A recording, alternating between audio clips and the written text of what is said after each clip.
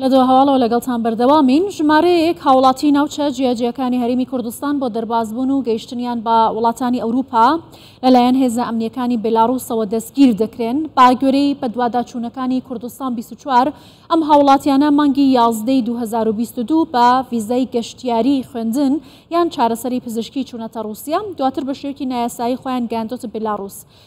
ئێستاش هێشتا چارەنووسیان دیار نییە و ئەوان لە زیندانی بێلاڕووسان. میوانێکمان لەم بارەوە لەگەڵ دەبێت لەگەڵ بەڕێزیان زیاتر قسە دەکەین سەبارەت بە چارەنووسی و کەسانی کە دەستگیر کراون خەڵکی هەرێمی کوردستانە لە بێلاڕووس. بەڕێز دڵشاد عەبدوڵڵا چالاکوانی کورد لە بێلاڕووسەوە لەگەڵمان دەبێت. دکتۆر دڵشاد سپاس کە لەگەڵ کوردستان 24 لە مانگی 11 ساڵی 2022 چواردە گەنجی هەرێمی کوردستان لە زیندانێکی هەرێمی برێست لە باشووری ڕۆژاوای بێلاڕووس زیندانی کراون. هیچ خەبەرێکی نوێ زانیاریەک لەبارەی چارەنووسی ئەم کەسانە لەلاتان هەیە؟ سلااو ڕۆز بێەوە ئێوەرەتان باش، شەوتان باش، سلااو ڕێز بۆ ئەوە ڕاستی بێتن ئەو خۆمان لە شاری برێزنی لە شاری گڕۆدنەنە شارێکە کەوتە برێستەوە.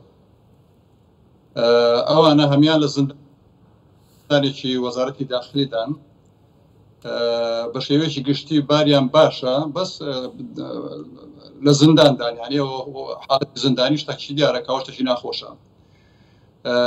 مشکلی هەرە سەرەکی ئەو چاردە هاوڵاتیەتی خۆمان کە جەنابتان فەرمووتان شارەکانی جۆراوجۆری کوردستانن، مشکلیان ئەوەیە کەەوە ئەوان بەنا یاسایی هاتوونەتە ناوخاکی بێڵەڕووسە و بەنا یاسایی چوونە منتیقەی محەڕەمە لە حدودی بینی پۆڵەندا و بێڵەڕووسیاوە. لەوێن درێت دەگیر کراون ئەکید بردووتیانە زیندانەوە. لەگەڵوانە مەزموعاتی زۆرش هاوڵاتیانی وڵاتانی تر و وەکو مصر و وەکو چەند وڵاتێکی تریش لەگەریان تقریبا ژمارەیان 90 نەفرن. مشکلەی ڕئیسی ئەو هاوڵاتیانە لە حالی حاضر ئەوەیە کەوانە بەبێ مەدرەکن، بەبێ پاسپۆرتن. بێڵەڕووسیا بەبێ بوونی پاسپۆرت ناتوانێت ئەو هاوڵاتیانە ڕەوانی کوردستانی بکاتەوە یاخود ڕەوانی عێراقیان بکاتەوە. لە بەجۆرێ و معلوماتێکەوە لای من هەیە جیهاتی بێڵەڕووسی پەیوەندیان لەگە سەفاری عێراقی کردووە بۆ مەبەستی دابینکردنی پاسپۆرت یاخود وەسیقەی سەفەر بۆ چاردە هاوڵاتیە. لەوانەیە ئەو هەفتەی بێتەوە هیوادارین کەەوە سەفاری عێراقی یاخود پاسپۆرت قونسڵەکەیان ڕەوانی بێڵەڕووسیا بکە بۆی کەەوە بتوانن پاسپۆرتەکانیان بۆ دابین بکەن یاخود وەسیقەی سەفەریان بۆ دابین بکەن بۆ بتوانن بگەڕێنەوە وڵاتی خۆیان.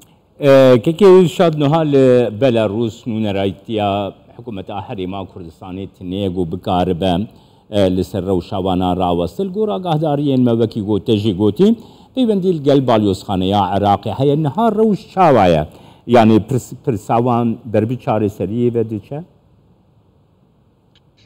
روك بجناب تانغو قلتم اما بداخل نيراتي هريما كردستان ماليرانيا تا چەند ساڵێک تا پاریش من وەکوبرێ تەنسیقی کاروباری حکوومەت هێرێم دەکرد بەس بەداخەوە کە ئێستا ئەو کارەمان دەست نماوە ناتوانێت ئەنجامی بدەین بە شێوەیەکی ڕەسمی. بەس سەفارەی عێراقی لە مۆسکۆ ئەو مەسئولی وڵاتی بێڵەڕووسیاشە هین سەفیر وەکوبرێ سەفیری غیر مقیمە هی عێراق لە بێڵەڕووسیاوە، يعني او واجبي لسرتي كوا مشاكل عراقية و كساني كوا العراقي كان لو ولا تشي مشاكل دبن زي بزيان كان بله زالبر هندي بقناعات كسكاري او كساني كوا يستجيراون للرجاي بيمانجي بيوندكاني هرمي كردستان و للرجاي وزارة خارجي عراق و بيوندي لسر پەیوەندی لەگەڵ سەفارەتی عێراق بکەن لە مۆسکۆ بۆی کەەوە زەختیان لێ شەڕیان بکەوە مۆزوعەکان بە زووترین کات بۆ حەل بکرێتن. باڵە دکتۆر دڵشاد هەر لەگەڵ دەستگیرکردنی ئەم گەنجانە بنەماڵەکانیان نیگەران بوون و مەترسی ئەویان دووپات دەکردەوە کە ئەم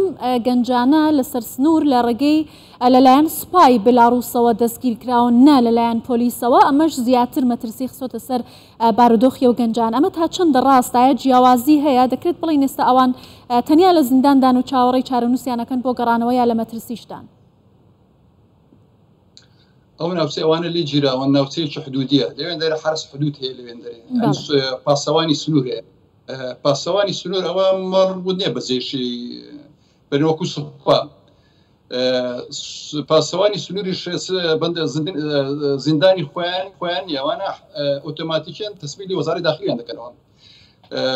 هەفتەی ڕابردوو برادێکمان لێرە هەیە متەرجمە کەەوە ئیش لە بۆ داوایری دەوڵەتی حکوومەتی بیلۆروسیا دەکرد بانگاوازیەوە دەریان کرد لێ دەرەوە جەماعەتی دیوە برادران لێ دەریدیوە لە سزنەکە وەزعیان باشە وم لێرەوە لە ڕێگەی کەناڵیەوە ئیتمێنان دەدەما یعنی دڵنەوایی دەدەما خانەوادەی ئەو ساردە هەوڵاتی خۆمان کەوا لێرە گیراونکەوە حاڵەتیان باشە مەشاکلیان نییە و هەموو چاوەڕێ ئەوە دەکەنکەوە پاسپۆرتەکانیان بۆ بیم